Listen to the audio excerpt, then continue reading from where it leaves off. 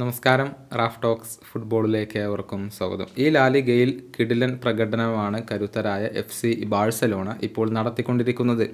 ആകെ 6 മത്സരങ്ങളാണ് കളിച്ചിട്ടുള്ളത്. 6ലും വിജയിച്ചുകൊണ്ട് 18 പോയിന്റുകൾ നേടിക്കൊണ്ട് ഒന്നാം സ്ഥാനത്ത് തുടരാൻ FC ബാഴ്സലോണയ്ക്ക് കഴിയുന്നുണ്ട്. ഇന്നലെ നടന്ന മത്സരത്തിൽ വിയ്യാറയലിനെ 1-5 ഗോളുകൾക്കായിരുന്നു അവർ പരാജയപ്പെടുത്തിയത്. റോബർട്ട് ലെവൻഡോസ്കി ഇരട്ട ഗോളുകൾ നേടിയിരുന്നു.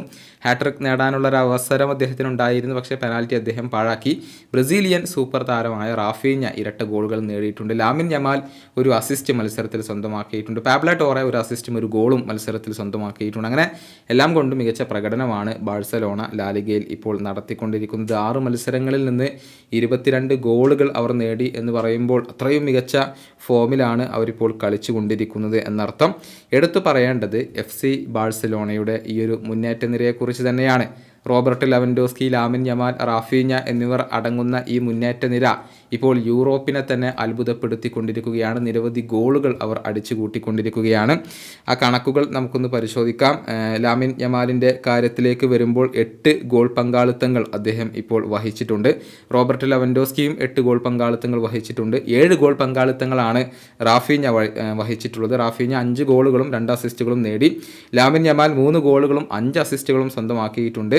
Robert Lewandowski 6 ഗോളുകളും 2 അസിസ്റ്റുകളുമാണ് സ്വന്തമാക്കിയിട്ടുള്ളത്.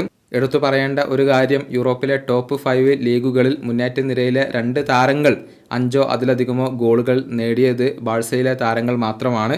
ലെവൻഡോസ്കി 6 ഗോളുകൾ നേടിയിട്ടുണ്ട്. അതുപോലെ തന്നെ റാഫീഞ്ഞ 5 ഗോളുകൾ നേടിയിട്ടുണ്ട് എന്നുള്ളതാണ്. അങ്ങനെ മാസ്മരിക പ്രകടനമാണ് ഇവരിപ്പോൾ നടത്തുന്നത് എന്ന കാര്യത്തിൽ സംശയങ്ങൾ ഒന്നുമില്ല. റാഫീഞ്ഞയൊക്കെ ഹാൻസി ഫ്ലിക്കിൻ്റെ കീഴിൽ വേറെ ലെവലായി മാറി എന്ന് തന്നെ നമുക്ക് പറയേണ്ടി വരും. മാത്രമല്ല ലാമിൻ യമാലിനെ വളരെ കൃത്യമായിക്കൊണ്ട് ഇപ്പോൾ ഹാൻസി ഫ്ലിക്ക് ഉപയോഗപ്പെടുത്തുന്നു. റോബർട്ട് ലെവൻഡോസ്കിക്ക് ഗോളടിക്കാൻ കൂടുതൽ അവസരങ്ങൾ ലഭിക്കുന്നു. അങ്ങനെ എല്ലാവരും മികച്ച പ്രകടനം നടത്തുമ്പോൾ FC ബാഴ്സലോണയുടെ ആരാധകർക്ക് ഓർമ്മ വരുന്നത് MSN കൂട്ടുകെട്ടിനെയാണ്.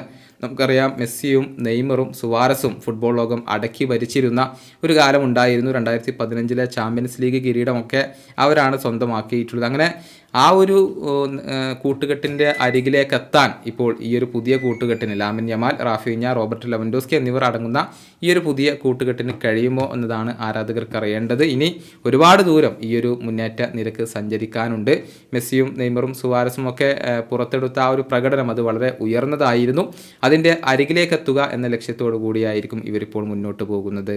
ഈ വീഡിയോയുടെ അവസാനിപ്പിക്കുന്നു. ഫുട്ബോൾ ലോകത്തെ കൂടുതൽ വിശേഷങ്ങളുമായി റാഫ് ടോക്സ് കൊണ്ടുവെത്താം.